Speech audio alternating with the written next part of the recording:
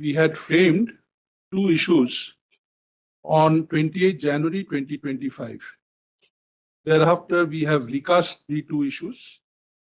First issue was whether the state can insist that a teacher seeking appointment in a minority educational institution must qualify the TET. If so, whether providing such a qualification would affect any of the rights of the minority institutions guaranteed under the Constitution.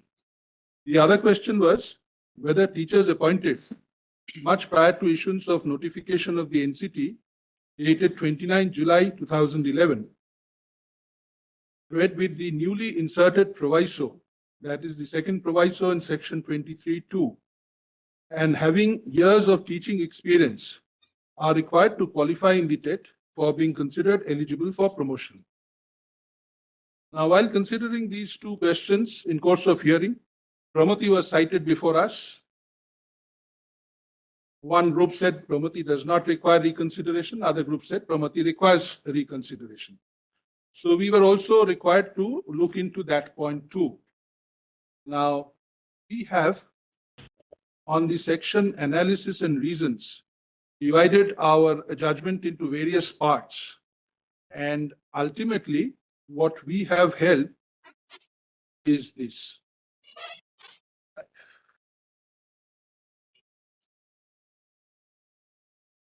In view of the foregoing discussions, we respectfully express our doubt as to whether Pramati, insofar as it exempts the application of the RTE Act to minority schools, whether aided or unaided, falling under Clause 1, has been correctly decided. We say that we could have followed the 7-judge bench decision in Aligarh Muslim University and referred the issue directly to a 7-judge bench. But we have restrained ourselves from doing that. Instead, we have followed an old decision of 1965, Lala Bhagwan versus Ramchand, where Justice Gajendra Gatkar, speaking for the bench, said that in such situations, it is better that the bench of lesser strength refers the issues to the Honorable the Chief Justice to take a call. Accordingly, we have referred 4 questions to the Honorable the Chief Justice. 1, whether Pramati requires reconsideration. 2, whether RT Act infringes the rights of minorities.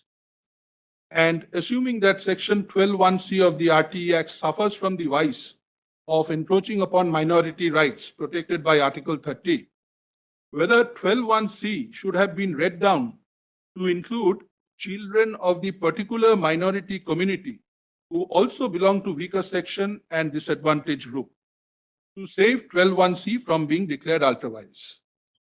The third question is on the effect of non-consideration of Article 29(2) in Pramati. And finally, whether in the absence of any discussion in Pramati regarding unconstitutionality of the other provisions of the RTE Act, except 12(1)(c), the entirety of the enactment should have been declared ultra-vires, minority rights protected by Article 30. So therefore, we have directed that civil appeals 1364 to 1367, 1385 to 1386, and 6364 of 2025 to be placed before the Chief Justice. We have also said that there is another set of civil appeals 6365 to 6367, which should also be similarly placed for the reasons which we have indicated. Now, on the second aspect of order on applicability of the TET to in-service teachers, we have held in clear terms that those aspiring for appointment and those in-service teachers aspiring for appointment by promotion must, however, qualify the TET, or else they would have no right of consideration of their candidature. But at the same time, we have kept in view the ground realities and the practical challenges.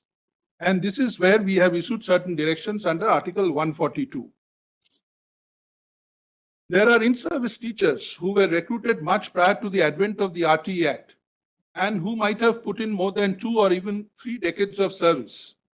They have been imparting education to their students to the best of their ability without any serious complaint. It is not that the students who have been imparted education by the non-TET qualified teachers have not shown in life.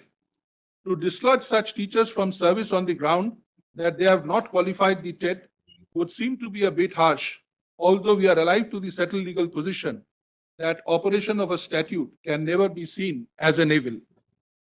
Bearing in mind their predicament, we invoke 142 and direct that those teachers who have less than 5 years service left as on date may continue in service till they attain the age of superannuation without qualifying the TET.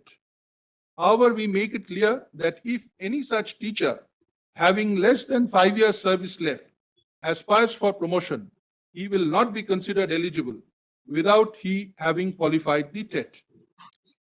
Insofar as in-service teachers recruited prior to enactment of the RTE Act and having more than 5 years to retire on superannuation are concerned, they shall be under an obligation to qualify the TET within 2 years from date in order to continue in service.